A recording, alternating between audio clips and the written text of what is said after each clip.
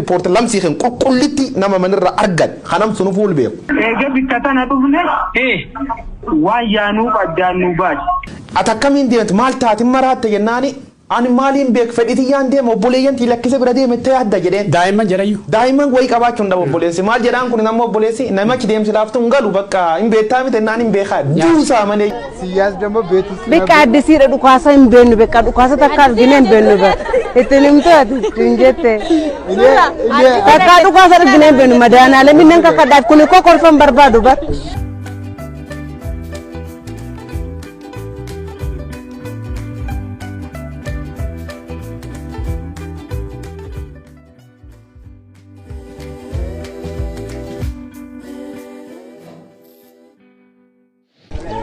gara lola kanatti deesente ani bakka lola ta'uu isaan beeku mana leenjii deemtu jennaan mana leenjii deemee halkan saadi halkan nu kaasee ammas hin deemtu jennaan makiina yaabuu malee iddoo akkasiirra xuranii wanta isaan nutti man hin qabnu ni እኔ ያለች ወደ ስራ ቦታዬ የመጣው ጊዜ መሰልጠኛ ቤት ነው አመጣኝ ከደሞ መሰልጠኛ ቤት ደሞ መኪና ላይ ወጣ አለና መኪና ላይ ወጣው የት እንደምሄድ አላውቅም ከዛ ድንበር ነው አለኝ እዛ እርኮ ያለ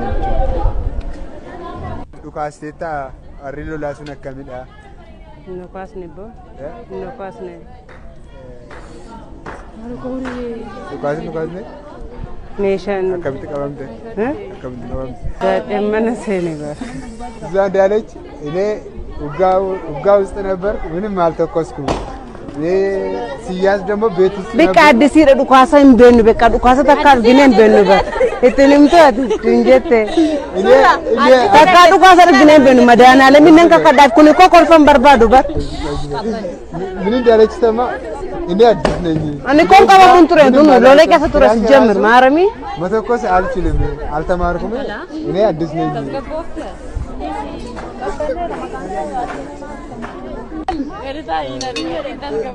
Dhagay akkam barachuun barbaada gara fuulduraatti dhukaasuu haala deebicha barbaadu maatii kotti galuun barbaadin kolfiineeti maaf kofaltaa dargaggees Oromoo kalaakobsaan kuturii hin qabne dhiyootan Oromiyaa keessa guuramaa ture dargaggeetiin sun fedhiisiitiin duultee nuun jecha turte OBN lelaaluu dandeettanii OBN faanaan faan miidiyaan mootummaa dargaggooti sun fedhuufiitiin duultee nuun jette faanaan OBN faan miidiyaan mootummaa gaafa maqalee qabatanii laayivii achinuu gabaasa turan maqaleerra ammaan ta waraan kan keessatti manuu nirmaan riippoortar hin qabnu adochi jiraanne nu yaana waraan kan uumati dhaga'uu qabaayyuu si dhaga'uu qabee ta'aa faana fa OBN faallee riippoortar nu erga naani garuu dargaggeessa Oromoo akkasiin fedhiin hin deemin keessa viidiyoo wayi oodiyoo wayi sagalee wayi Oromiyaa irraa nu dhaqqabdee jira itti deebina isaa wamaraafuu dargaggeessa Oromoo bifa kamiin akka dirqiidhaan waraana kanatti makamaa jiru amma laalaa jirra kun amma Arsii communication magaalaa Asallaa irraa kan fudhanne kuni bifa kanaan gara adda waraanaatti kan ergamaati jiranii wanni guddoon maali asirratti amma namni odeessaalee na darbee irratti nam dargaggooti kunniin akkamiin akka walitti qabamanii gara adda waraanaatti geeffamaa jiran kaafne turre garuu gaafii guddoon maalidha amma pirezidantiin mootummaa naannoo Amaaraa Aganyoo Tashaagara akka jedhutti balaan Amaaraatti dhufaa jiru balaa Itoophiyaatti dhufaa jiru jedhe. How? Fakkeenyaaf Oromooni gaafa naannoo Somaalee irraa miileenaan buqqa'u Amaarri nu duuleeraa fakkeenyaaf akka jechuun sabi kamtu nu duulee. Amaarumti Oromiyaa keessa jiru kuni shilingii beesee takka kennee jira. Yaa warraan fakkiin never. Lammeessoo immoo lammeessoo beeki gaaf sanas Oromoo ka buqqise sirna wayyaanee fi garee abdii ileeti malee uummata Somaalee diinan turre ammallee diina miti uummata gosa tokkooti Oromoof Somaaleen lammeessoo immoo inni darbillee kaaseera uummanni Itoophiyaadha Amaarri illee haa ta'u Amaarri daangaa yookiin ristiidhaaf lolaa jennu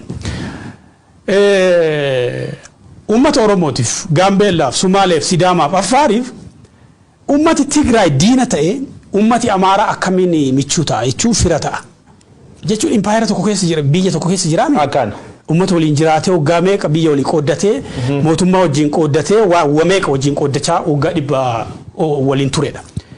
Tigreen diina taatee dargaggeessa Oromoo tokkoof Amaarri akkamitti michuu ta'a jechuun friendii ta'a. The question is maal seeta sistemii otoritiraaniin sammuu nama jijjiiruu hin dandeetti. Uummati Itoophiyaa kun keessaa harki olaanaan baratee amma iskuulii haayuu seenedha malee ignorant majority baay'ata dhuga dubbachuuf jechuun maatii isaallee woosh kabaratelleeni disiif godhu dandeetti. Maal jennaan uummati hiyyeessa benefitii xiqqoo buddeen bittee fennaani bittaan namna mijjeessu jira. Buddeen farsoo nama akkasii jira bakka wayii dhagaye farsoo bittee fennaan nam sun si hiyyeessaa waan jedhan dhagaye dhuga dubbachuuf. Uummati sun akka jiraachisa wanni ati beektuuni gaaf mallas zeenaa idui warram Tigree duul kunin. Gaafas illee warri uummata keettaa uummata woosh godhu obbiti uumtana beektaa. Gaaf mallas zeenaa idui my friend. Inda keettaa miti sii kaffalanii bootta bitta. Dunkaan beessa sii baasanii jaalli tokko ammaan tanaa lubbuun jiraatu hin beeku maqaa san dha'u. Dhugaa rabbi booyee birri fudhate beeka. Gaaf mallas zeenaa idui. Bakka durgoodhaan boota. Durgoon boota. Durgoon boota birri 13 fasii qoranii bootaa jechuudha. Gareen gaafasii maafii uumman sun hojjettu ammallee sun ciifti jechuudha. Kanaafu diisiif nam goota. Anam bitta anam akkami jarseet akka ilma Oromoo ta'eetiin ka dubbachuu jiru. Confidently gaazexeessa tokko dubbachuu jiru. Jechuun waan ilma Oromoo ta'e dhukkubsadheetiin haasa'u. Because dhugaa jirtu waan hubadheef dubbachuu jiru. Warri kunini sobii inni karaan inni sobettiin ittiin si nyaachifni hin jira jechuudha. Dhageetta. Halee tanaan itti dabarra oduu sun itti dabarra. Gaazexeessa EBC tokko hin qabatta. Halee ati waan asumatti ansi dargee ajaa'ibaan najjeessa. Ufin deemanii bitaa uummata mataa'idha nam woosh am sadarkaa sun nam woosh ta'e ammaan tana waraana gatiin qabna kana deeme du'a injiru enne irrenne duuba ammoo garuu dargaggeessa Oromoo haalittiin sossobanii warri erga ture mee dhageenya ka deemnu Abrahaam. Okay, tifa yadamne deemna. Hello. Akinje. Amman tana ni atan jani.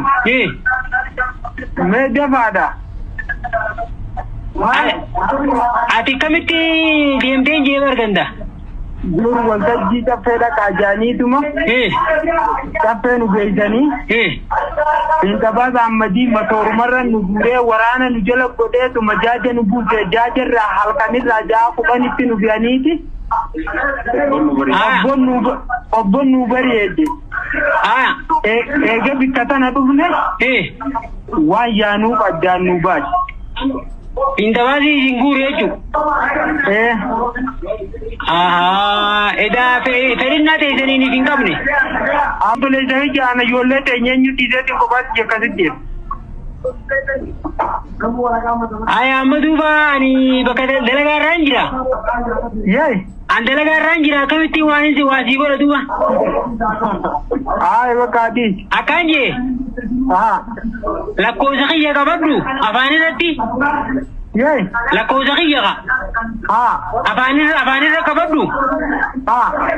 Bakka dhayiteenaaf dawwaltaa wayillee si ergu. Lakkoofsa kee silkiiti jagaa isaanii qabaame. Silkiin ta'ee raamteen baanama. Sanii lawaanis gargaaru maaliin qabatu baan rabbumaan isin tiisu malee. Silaa'uu deemanii galuun hin jirtu bakka itti yaadan sanii.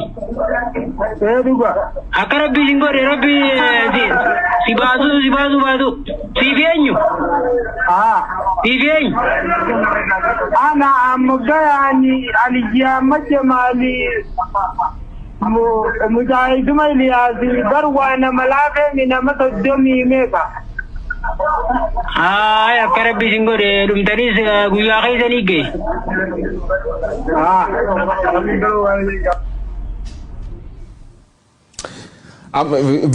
Oduun kun sagaleen kunini arargerra na argame jechuun wanni achi keessatti dhageettu garas nyaatti. Garuu haasaa hiriyyaan isa taasa kanirraa yoon kofaltettellee sin kofalchiiftu beekta garas nyaatti. Wanni ammoo haasaan nam kofalcheessu. Maal jedhaanii itti bilbilee mucaan ees deemuu jirtaa jennaani bakki deemni hin beennu horiyaatan jedhanii eegi qobbo dabarreen duuba waraana san geessan nuun jedhanii. Atakkamiin deemtaa jedhee gaafate hiriyyaan isa. Qobbo jechuun arargee baate. Atakkamiin deemtu maal taatiin maraatte jennaani ani maaliin beek fedhitiyyaan deema obboleeyyan lakkise bira deemte adda jedheen. Daa'imman jedhayyuu. Daa'imman wayii qabaachuun dha obboleessi maal jedhaan kun nama obboleessi namichi deemsi laaftu hin galu bakka hin beektaa miti naan hin beekaa duusaa malee jechuudha. Namni aduu beeku du'a deemin jiruu jechuudha. Soo biltsiginnaan sammuu dargaggeessa Oromoo akka wosh goot Abrahaam tokko itti sii dara armumirratti. Ammaan tan argit kanaan hor deemtaa jedhanii mana si fuudhanii karaarra waraana deemu kan keessatti manii jechuudha. Lafan itti dhaladde keessatti riippoorti lamsii kan qulqullitti nama manirra argan kanam sunu fuul beeku. Tokko ijoollee baadiyyaatti mucaa qabanii fidanii maal jedhanii fidan seeta mucaani nam baadiyyaa nam baratee miti.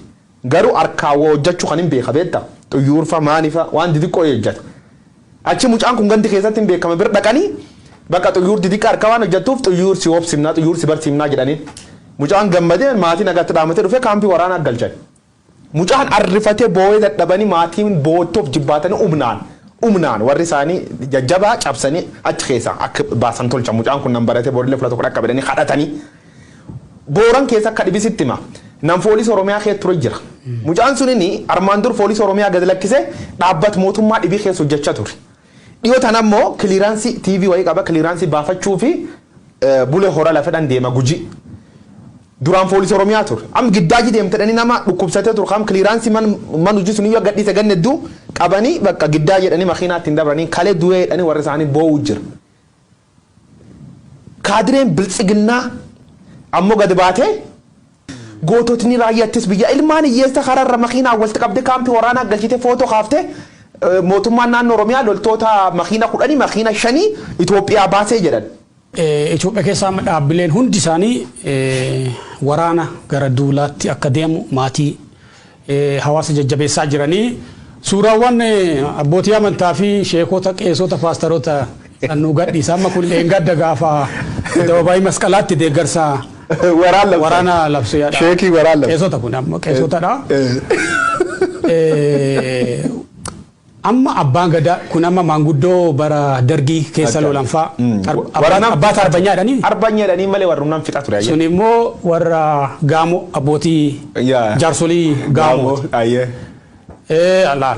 Kantiibaa duubaa fi ministeera waraanaa dooktar eenyuun Qanaa dooktar Qanaa kun immoo sheekotadha.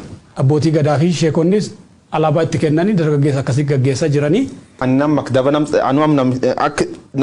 xolootii ta'uu qaba. Yasotaadhe yoom barqa yasotaadhe dhugumsitti maamiti. Barqan akkama sotaadhe. Wanni kun inni isaad by the way. Illiitiin TPLF balleessaa hojjatte kum hojjatti.